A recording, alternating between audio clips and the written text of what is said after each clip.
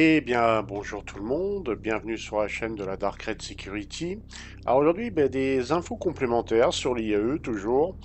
Là, on a eu un leak. Alors attention, bien sûr, c'est un leak à prendre au conditionnel, bien entendu, hein. Les leaks, on a une chance sur deux que ça soit vrai, mais donc une chance sur deux que ça soit faux.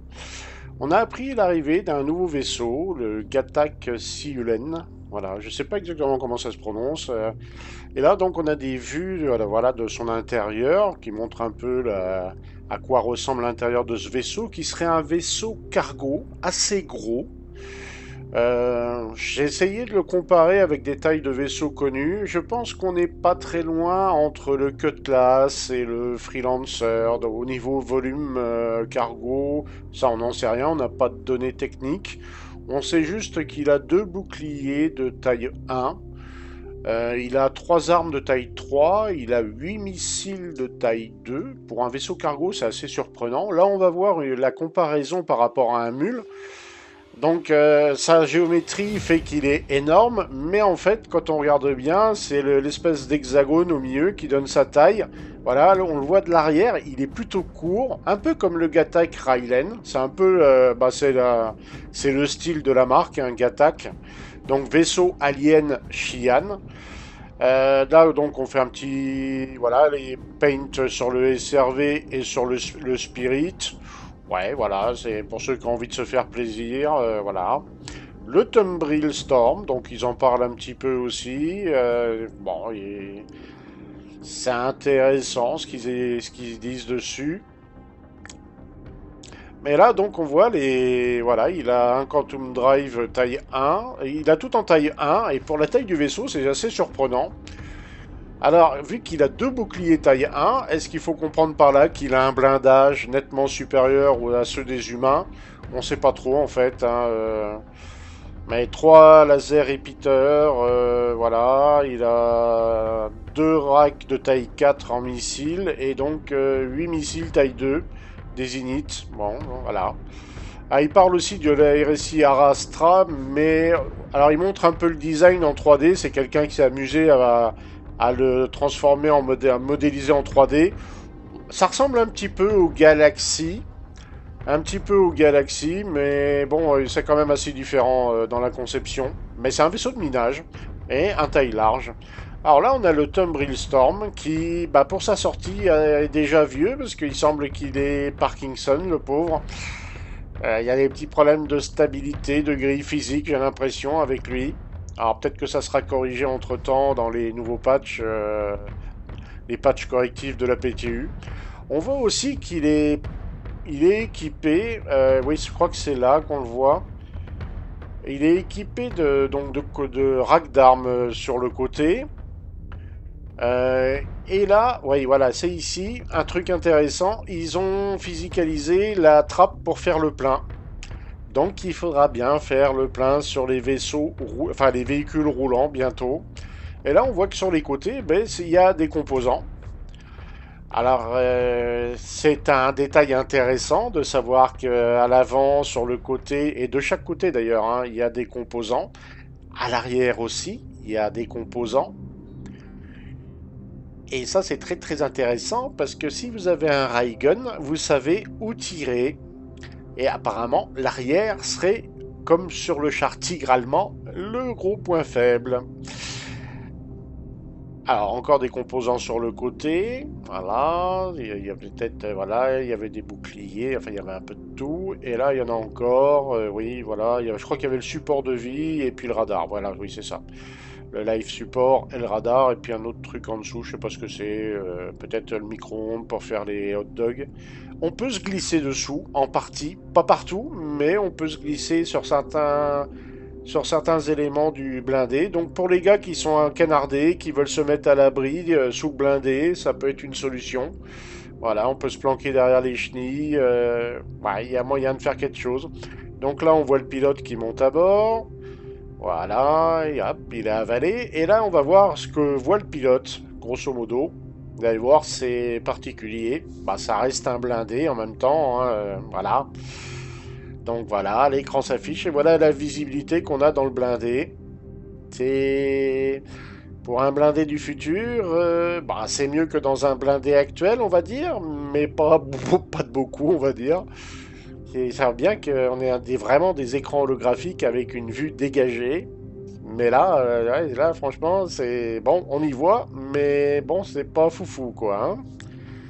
C'est pas foufou l'histoire. Mais bon, ça reste un blindé intéressant. Vous allez voir un peu plus tard. Là, il va nous le montrer on va dire, en situation de combat. Hein. Donc là, on voit ses deux armes sur la tourelle. Donc le pilote. Donc il y a une seule personne hein, pour piloter ce blindé. Et là, on voit ce que ça donne. La tourelle a l'air assez rapide. Du moins, ça va, c'est convenable. Voilà.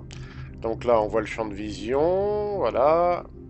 Et on voit tout de suite que lui aussi se préfère se mettre à en troisième personne parce que la vue intérieure, ça doit pas être fou. Il y a des phares, bien sûr, voilà. Par contre, les phares pour un blindé, ouais, ça éclaire, mais c'est pas fou l'éclairage. Hein. Voilà. Alors, on voit les obstacles. On voit qu'il est assez rapide par contre. Hein, et là, il va essayer de le rentrer. Il va essayer de le rentrer dans le Corsair. Et c'est chaud. Hein. Et on sent qu'il faut pas trop se planter dans la manœuvre. Ça frotte un petit peu avec la tourelle. Un peu beaucoup même. Alors là, il sort. Donc dans un Corsair, ça a quand même une soute de 70 SCU. Et là, ouais, voilà. C'est un peu embêtant sur les côtés. Alors lui, il va trouver une solution, on va dire pratique. Voilà. C'est tout simple, on s'embête pas, on passe par-dessus, voilà. Éventuellement, je pense qu'il aurait aussi pu passer par en dessous. Il y a moyen de se glisser par en dessous. Et quand il va fermer la trappe, vous allez voir, bah, il y a la place, mais voilà, hein, il pouvait avancer encore un peu. Là, il est avec la tourelle, donc il commence à allumer des vaisseaux. Sur la droite, la boule rouge, eh ben, c'est un Hérésie Mantis, donc chasseur médium. Et vous allez voir, il lui met quelques coups et ça suffit pour le détruire. Regardez, voilà. Plutôt performant l'armement, hein, ça tape bien. Ça tape plutôt bien.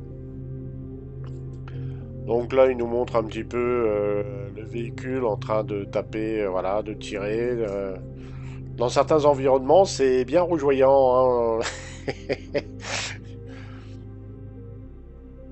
Ouais, après, la ligne du blindé, elle est amusante. Hein. Il y aura une espèce de quad blindé. C'est original. Ah, là, il tape un autre vaisseau. Je ne sais pas ce que c'était, mais le neutralize, il va être neutralisé. Voilà. Pour des armes qui sont supposées être de taille 3, enfin personnellement, je trouve que ça tape très fort. Et j'ai presque l'impression que c'est du taille 5 par moment. Bah autrement, voilà. Alors, il y a aussi une chose, alors ça, c'est pas un leak ou quoi que ce soit. Euh, Personnellement, c'est un petit conseil que je donne. Ça va peut-être rien changer du tout, hein. Attention, soyons bien clairs. Mais avant que le patch n'arrive, le soir avant de vous déco, peut-être pensez à enlever vos composants et votre armement que vous avez rajouté sur vos vaisseaux pour éviter peut-être au changement de patch de voir que, enfin de découvrir au nouveau patch que il vous manque des armes ou des composants. Peut-être. J'avais remarqué moi que quand je laissais mes composants sur le vaisseau, les composants que j'avais achetés, et ben quand le patch changeait, ben du coup les composants disparaissaient. C'est un bug qui est réapparu. Ça faisait longtemps que ça le faisait pas, ça me l'avait pas fait. Mais avec la persistance qui merdouille par moment, là, ben c'est peut-être une solution à entrevoir. Je me suis rendu compte que tout ce que j'avais déséquipé était encore dans mon inventaire et tout ce que j'avais laissé sur les vaisseaux avait disparu. Donc il va peut-être refalloir déséquiper complètement nos vaisseaux et surtout remettre les composants d'origine pour éviter d'avoir des bugs bizarres. Mais voilà. En tout cas, ben, je vous souhaite à tous une bonne journée ou une bonne soirée. Ah, si, j'allais oublier. Donc, il y aura le C1 qu'on va pouvoir voir au salon Crusader. Donc, le Tumbril va être le Tumbril Storm ben, sera disponible au salon Tumbril Storm. Le Gatak Silen ou Siulen, je sais plus comment il l'appelle, bah, il sera certainement présent au premier salon des vaisseaux aliens. Donc tout ce qui est Gatak, Aopoa et Esperia. Après, le SRV, ça sera le salon, le SRV Argo, il sera disponible au salon Argo. Alors, si vous voulez voir les dates, n'hésitez pas à consulter ma vidéo que j'ai faite assez récemment sur le planning de l'IA de 1953. Il y a toutes les dates affichées. Voilà, voilà, voilà. Ah, ciao, ciao tout le monde.